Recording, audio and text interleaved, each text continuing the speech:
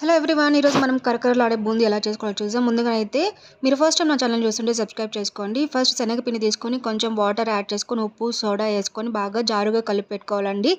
పొయ్యి వెలిగించుకొని పెనం పెట్టుకొని ఆయిల్ వేసుకున్న తర్వాత ఇట్లా పిండిని అయితే గరిటె తీసుకొని దుంకల గరిటెలో ఇట్లా వేయాలన్నమాట. కొంచెం రెడ్డిష్గా తయారైన తర్వాత తీసి పక్కన పెట్టుకోవాలి.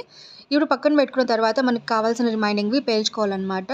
దానికి తెల్లగడ్డలు, కొన్ని అటుకులు, శనగపప్పు, కరివేపాకు, ఎండుమిర్చి ఇవన్నీ వేసుకొని ప్యాన్లో ఇట్లా ఫ్రై చేసి పక్కన పెట్టుకోవాలి. ఇప్పుడు మనము పక్కన పెట్టుకున్న బూందీలో వచ్చి కొంచెం ఉప్పు, కారం వేసి బాగా మిక్స్ చేసుకోవాలన్నమాట. ఇది వేడి పైన మిక్స్ చేసుకోవాలి, లేదు అంటే దానికి పట్టదనమాట. సో దాని తర్వాత మనం ఫ్రై చేసి పెట్టుకున్నాం కదా, అవి కూడా ఇందులో యాడ్ చేసుకొని బాగా మిక్స్ చేసుకోవాలన్నమాట. చూసారు కదా ఎంత ఈజీగా ఎమ్మీ అయితే కరకరలాడే బూందీ రెడీ అయిపోయింది.